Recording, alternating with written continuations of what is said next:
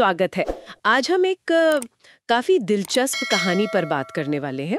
मिर्जापुर के पास एक गांव है लोहगरा। हाँ, लोगरा। और वहां की एक कहानी हमें मिली है जिसका जिक्र है हुस्न की भूखी चुड़ैल के नाम से। हुस्न की भूखी चुड़ैल, नाम ही अपने आप में कहानी कह रहा है। बिल्कुल। और ये कहानी जुड़ी है विक्की नाम के एक नौजवान से और एक बहुत ही खौफनाक रात से। अक्सर ऐसी कहानियां किसी खास जगह से भी जुड़ती है ना। हाँ, यहाँ जिक्र है गांव की सीमा पर एक पुराने बगीचे का। कहते हैं वहां रात में रूपवती नाम की किसी औरत की आत्मा भटकती है। अच्छा, ये बदनाम जगह वाला एलिमेंट, मतलब ये तो लोक कथाओं का एक जाना पहचाना पैटर्न है। सुनसान जगह, रात का वक्त। सही कहा। और हमारा ये किरदार विक्की अक्सर देर रात शहर से लौटता था और एक रात थोड़ी शायद नशे की हालत में उसने हिम्मत करके उसी बगीचे से गुजरने का फैसला किया। सोहो, मतलब विपत्ति मोल ले लिया। हाँ, और बस यहीं से सब शुरू हुआ। रास्ते में उसे मिली एक लड़की, बेहद खूबसूरत। अच्छा। लाल साड़ी पहने, बाल खुले हुए, पैरों में पायल की आवाज और चेहरे पे एक अजीब सी मुस्कान। ये दिलचस्प है। सुंदरता का अचानक ऐसे सामने आना, खासकर ऐसी जगह पर, ये लोक कथाओं में अक्सर एक प्रलोभन, एक जाल की तरह इस्तेमाल होता है। बिल्कुल। रूपवती नाम भी तो शायद यही इशारा कर रहा है, रूप का जाल। हाँ, हो सकता है। और वो लड़की विक्की को रोकती है, पूछती है, कहाँ जा रहे हो विक्की? अकेले मत जाओ, मेरी बात मानो, मेरे साथ चलो।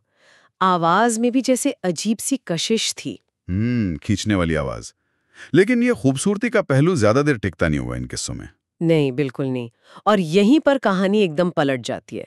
अगले ही पल, जैसा बताया गया है, उस लड़की की आंखें पूरी तरह काली हो जाती हैं। काली आंखें। चेहरा जैसे झुलस गया हो और उसकी हंसी, वो सबसे डरावनी थी। कहते हैं जैसे किसी कब्रिस्तान से आ रही हो, बहुत भयानक। बाप रे, ये जो ट्रांसफॉर्मेशन है, मतलब सुंदरता से सीधे विभत्स रूप में, यही तो असली डर पैदा करता है। वो अचानक का बदलाव। चीखता हुआ भागा वहां से। भागना ही था। लेकिन पीछे से आवाज आ रही थी, मुझे हुस्न की भूख है विक्की, तो बच नहीं पाएगा। हुस्न की भूख, ये फ्रेज अपने आप में कितना डरावना है। मतलब सिर्फ डराना मकसद नहीं, बल्कि एक वजह भी दी जा रही है जो और भी ज्यादा परेशान करने वाली। सही में। इसका मतलब क्या है? क्या सचमुच सुंदरता की भूख या कुछ और? खैर, जो भी था, इस घटना का विक्की पर बहुत बुरा असर पड़ा। हाँ, जाहिर है, ऐसा अनुभव तो किसी को भी हिला दे। बताते हैं कि इसके बाद उसकी हालत पागलों जैसी हो गई। दिमागी संतुलन खो बैठा वो। अच्छा।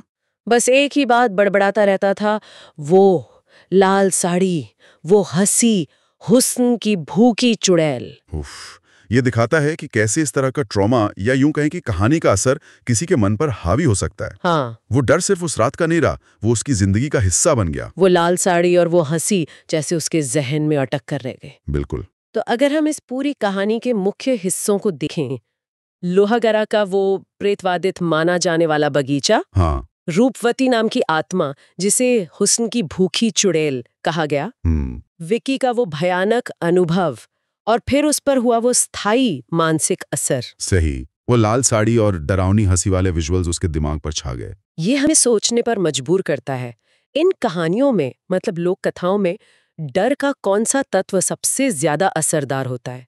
क्या वो अनदेखा खतरा है, या फिर वो सुंदरता का भयानक रूप में बदलना, या फिर जैसा विकी के साथ हुआ, किसी के जहन पर उसका स्थायी कब्जा हो जाना?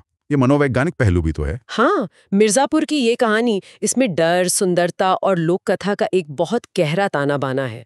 और ये सवाल भी उठता है कि ऐसी कहानियां पीढ़ी दर पीढ़ी क्यों चलती रहती हैं, क्यों सुनाई जाती हैं, इनका असर क्यों बना रहता है? शायद ये हमारे अंदर के किसी गहरे डर को छूती हैं, या शायद सुंदरता के प्रति हमारे आकर्षण और उसके खतरनाक हो सकने की आशंका को। एक आखिरी बात सोचने के लिए, ये जो हुस्न की भूख है, क्या ये सिर्फ उस आत्मा की भूख है, या कहीं ये समाज में सुंदरता को लेकर जो एक तरह का जुनून है, उसी का एक डरावना विकृत रूप तो नहीं?